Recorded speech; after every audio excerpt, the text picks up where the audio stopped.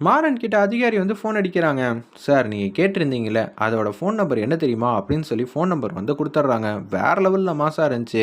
Miss பண்ணாமல் ஃபுல்லுடையும் கேளுங்க. விசி வந்து சுத்தமாக போக மாட்டேங்குது. பார்க்குற எல்லாரும் லைக் பண்ணிட்டு பார்த்தீங்கன்னா எனக்கு கொஞ்சம் பேச வந்து மூடிட்டா இருக்கும்.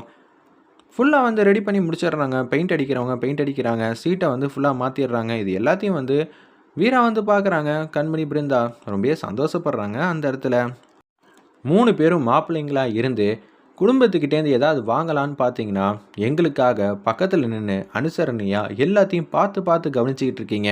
எனக்கு சுத்தமா வந்து பெருமிதமா இருக்கிறத விட பொறாமையா இருக்கு அப்படின்னு சொல்றாங்க. நீங்க 3 பேரும் அண்ணன் தம்பிங்க. நாங்க 3 பேரும் அக்கா தங்கச்சிங்க. ஜோடி பொருத்தம்னா இப்படி தான் இருக்கணுங்கிற மாரி ஒருத்தர் மேல ஒருத்தர் வச்சிருக்கிற அன்பு வெளிக்காட்டுற தருணம் இதுதான் அப்படின்னு சொல்லிட்டு இருக்காங்க. எல்லாம் ஓகே தான். ஆனா இந்த விஷயத்துக்கான காரணம் யாரு என்ன ஏதுன்னு தெரியலையே. அதுக்கு தான் அதிகாரிகிட்ட வந்து கேட்டிருந்தோம்ல. டேய் அவங்க ஏதாவது மறந்துருக்க போகிறாங்க. ஃபோன் அடிடா அப்படின்னு சொன்னோன்னே மாறன் வந்து ஃபோன் அடிக்கிறாங்க அவங்களுக்கு. சார் சொல்கிறேன்னு சொன்னீங்களே சார், எங்கள் பக்கம் நியாயம் இருக்குது சார். இப்போ எங்களுக்கு ரூ. 1,00,000 கிட்ட செலவாயிருக்கு சார். அதெல்லாமா சார் கேட்குறோம். நம்பர் மட்டும் சொல்லுங்கள் சார் அப்படின்னு சொன்னோன்னே, இருப்பா லைன்லேயே இரு, சொல்கிறேன்னு சொல்லியிருந்தாங்க. நான் கூட பேப்பரில் வந்து குறித்து வச்சுருக்கேன் அப்படின்னு சொன்னோன்னே, ராகவா ஃபோன் எடுத்துக்க, அவங்க ஒரு நம்பர் சொல்கிறாங்களாம். அந்த நம்பர் யாரோடதுன்னு பாரு, இன்னைக்கு உண்டு இல்லைன்னு ஆக்குறோம் அப்படின்னு சொல்லி அந்த இடத்துல யோசிச்சுட்டு இருக்காங்க. அப்பன்னு பார்த்து 3 தங்கச்சிங்களும் வந்து பேச்ச ஆரம்பிக்கிறாங்க. ஏய் யாருன்னு தெரியட்டும், உண்டு இல்லைன்னு ஆக்குறேன், அதுவும் என் அண்ணனை வந்து இது மாதிரி பண்ணதுக்கு சமம் அப்படின்னு வீரா வந்து ஆவேசமாக வந்து இருக்காங்க. விஜய் மாட்டுக்கும் இங்கிட்டும் அங்கிட்டும் வந்து என்னடா அது திருப்பியும் பழையபடி ரெடி பண்ணிட்டாங்களாங்கிற மாதிரி பார்த்துக்கிட்டு இருக்கிறப்ப நம்பரை வந்து சொல்கிறாங்க. சொன்ன உடனே ராகவன் கிட்ட வந்து நோட் பண்ணுறாங்க. இந்த நம்பரை வந்து ஆல்ரெடி வீராக்கும் நல்லா தெரியும், மாறனுக்கும் நல்லா தெரியும் இது யாரோட ஃபோனுன்னு.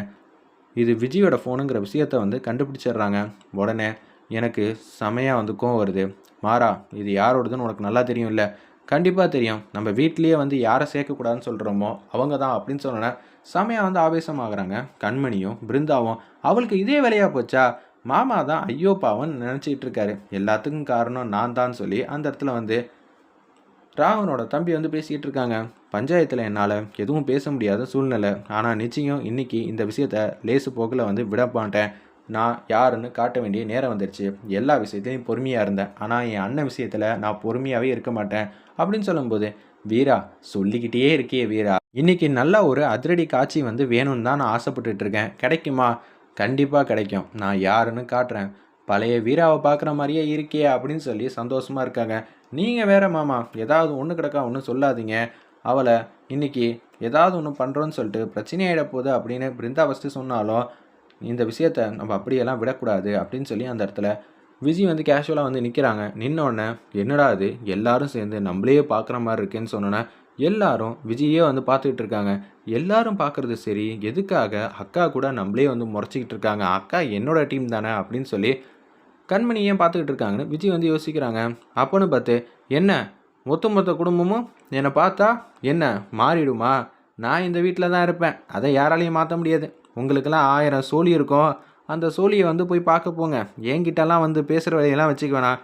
தேவையில்லாமல் வம்பலுக்காதீங்க. மாமா வீட்டுக்குள்ளே தான் இருக்காரு அப்படின்னு சொன்னோன்னே எல்லாரும் அமைதியாக வந்து நிற்கிறாங்க. பண்ணுறதெல்லாம் பண்ணிவிட்டு இப்போ எதுவுமே தெரியாமல் நிற்கிறா. இந்த விஷயத்தில் வீரா விட்டு கொடுக்க மாட்டா. என்ன சொல்கிற?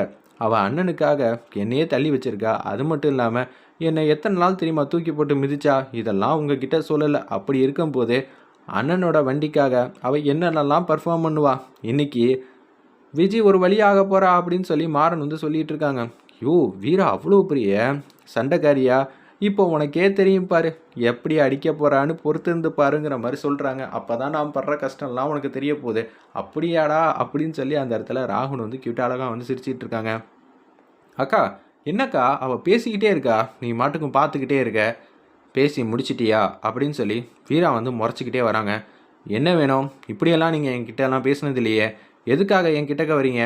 நானும் ஐயோ பாவமாச்சே, இவ தப்பாக புரிஞ்சிக்கிட்டு இருக்காளா இல்லை தப்பான கோணத்தில் இவ இருக்கா, இவளுக்கு எல்லாத்தையும் புரிய வைக்கணும், இவளை அப்புறமேட்டுக்கு எதுவாக இருந்தாலும் வீட்டை விட்டு அனுப்பிச்சிக்கலாம் அப்படின்னு சொல்லி நானும் பொறுமையாக இருந்தேன். நீ என் தங்கச்சியோட வாழ்க்கையில் விளையாடணும்னு பார்த்தேன். அப்போ கூட நான் எல்லாத்தையும் நிரூபிக்கணும்னு சொல்லிட்டு நியாயமான வழியில் தான் நின்னேன். ஆனால் இப்போ அப்படியெல்லாம் நான் எதுவும் செய்ய போகிறது இல்லை அப்படின்னு சொல்லிட்டு கிட்டக்க வந்துக்கிட்டே இருக்காங்க. வீராக்கா தேவையில்லாமல் வந்து பிரச்சனைக்கு வராதிங்க. நான் எந்த விஷயத்துக்கும் காரணமாக இல்லை. நீ காரணமா இல்லையா? நான் ஒரு ஃபோன் நம்பர் சொல்கிறேன், அந்த ஃபோன் நம்பர் என்னன்னு தெரியுமான்னு சொல்லி அந்த இடத்துல ஃபோன் நம்பர் வந்து சொல்லிட்டு இருக்காங்க. அடியாத்தி, இது என்னோட ஃபோனு, எப்படி இதெல்லாம் கண்டுபிடிச்சாங்க? அந்த அதிகாரி வந்து ஃபோன் அடித்து சொல்லியிருப்பாரோ அப்படின்னு சொல்லி அந்த இடத்துல யோசிக்கும்போது விஜிக்கே தூக்கி வாரி போட்டுருது. எனக்கும் இந்த விஷயத்துக்கும் எந்த விதத்துலையும் சம்மந்தம் இல்லை. நானும் போனா போகட்டும் போனா போகட்டும்னு பார்த்தா, நாங்கள் நாளைக்கு முக்கியமான இடத்துக்கு போகிறோன்னு தெரிஞ்சிருந்தும் நீ இந்த அளவு யோசிச்சிருக்கல்ல அப்படின்னு சொல்லி கணத்திலேயே பலார் பலாருன்னு அடிக்கிறாங்க. என்ன வீரா, இவ்வளோ தூரம் பேசிட்டு அடி மட்டும்தானா? சேச்சே, உன்கிட்ட இவ்வளோ தான் எதிர்பார்க்குறதா அப்படின்னு சொன்னோன்னே, அக்கா இப்போ தானே ஆரம்பிச்சிருக்கா அப்படின்னு சொல்லும்போது பிருந்தா வந்து செமையாக வந்து பேசுகிறாங்க. அக்கா என்னக்கா, நீ எவ்வளோ பெரிய கோவக்காரின்னு எனக்கு நல்லாவே தெரியும். என்னக்கா இப்படி பண்ணிக்கிட்டு இருக்க அப்படின்னு சொல்லி நம்ம பிருந்தாவும் வந்து உசுப்பேத்தி விட்றாங்க. அப்படியே வந்து டிஷும் டிஷும் பண்ணுறாங்க. பண்ணோன்னே அப்படியே நம்ம வீரா வந்து தூக்க ஆரம்பிச்சிடுறாங்க நம்ம விஜயை. அக்கா அக்காங்கிற மாதிரி சொல்கிறாங்க. எல்லாரும் இருக்கீங்களே, ஏதாவது வீரா கிட்ட வந்து சொல்ல வேண்டியதானே அப்படின்னு சொன்னோன்னே, ஃபஸ்ட்டு வந்து நம்ம ராகவன் வந்து சிரிச்சுட்டு தான் இருந்தாருங்க. அப்போன்னு பார்த்து மாறன்ட்ட வந்து பேசுகிறாங்க. ஏய் என்னடா, அவள் ரொம்ப நேரமாக வந்து மிதந்துக்கிட்டே இருக்கா, இதெல்லாம் தேவையாடா அப்படின்னு சொல்லும்போது, நான் சொன்னாலாம் என்ன என் பொண்டாட்டி கேட்டுருவாளா? நீ வேற, அதெல்லாம் கேட்க மாட்டா. முடிஞ்சா கண்மணி கிட்ட வந்து சொல்லுங்கள், இல்லை பிருந்தா கிட்ட சொல்லுங்கள், அவங்க 2 பேரும் சொன்னால் மட்டும்தான் உண்டு அப்படின்னு சொன்னோன்னே, விடுங்க விடுங்கங்கிற மாதிரி நம்ம விஜய் வந்து சொல்லிட்டு இருக்காங்க. வீராவுக்கு கோவம் குறையிற மாதிரியே தெரியல. அப்பன்னு பார்த்து அம்பிகா வராங்க. உடனே அம்பிகாவை பார்த்து கை தூக்குறாங்க. கிட்டக்க வந்த உனக்கும் அதே தான் அப்படின்னு சொன்னோன்னே, இதெல்லாம் நியாயமாக இருக்கா அப்படின்னு சொன்னோன்னே, அதுக்கப்புறம் வந்து இறக்கி விடுறாங்க. இறக்கி விட்ட உடனே ஒன்றும் பேச முடியாமல் நிற்கிறாங்க நம்ம விஜய். ஏய் என்ன, உன்னை பார்த்து தள்ளி நிற்கிறதுனால நீ என்ன வேணான்னு செய்வ அப்படின்னு சொல்லிட்டு நாங்கள் யதார்த்தமாக அச்சச்சோ இவ என்ன இப்படியெல்லாம் பண்ணிகிட்டு இருக்கான்னு சொல்லி வருத்தப்படுவேன்னு நினச்சியா? என் அண்ணன் விவகாரத்தில் யார் தலையிட்டாலும் எனக்கு சுத்தமாக பிடிக்காது. நான் உன்னை சும்மா விட மாட்டேன். என்னடி நினச்சிக்கிட்டு இருக்க? நான் இன்னும் கோவமே படலை. என்னை பற்றி உனக்கு தெரியாது. நான் எப்படியெல்லாம் யோசிப்பேன்னு உனக்கு தெரியாது. நீ 4 பேரை வந்து கூட்டிகிட்டு வரணும். நான்லாம் அப்படியெல்லாம் கூட்டிகிட்டு வரணும்னு அவசியம் இல்லை. உன் முன்னாடி நேரடியாக வந்து நின்னாலே போதும் அப்படின்னு சொல்லி அந்த இடத்துல சொல்லிகிட்டு இருக்காங்க. இதை கேட்ட உடனே நீங்கள் தப்பு பண்ணிட்டீங்க அப்படின்னு சொல்லி அந்த இடத்துல விஜய் வந்து பேசுகிறாங்க. இன்னும் ஏதாவது பேசுனேன்னு சொல்லி சேரை தூக்கி போட்டு உடைக்கிறாங்க அந்த இடத்துல. நம்ம வீரா இதை பார்த்த உடனே என்ன பண்ணும் ஏது பண்ணும் சுத்தமாக புரியாமல் அப்படியே வந்து தகச்சு போய் நிற்கிறாங்க.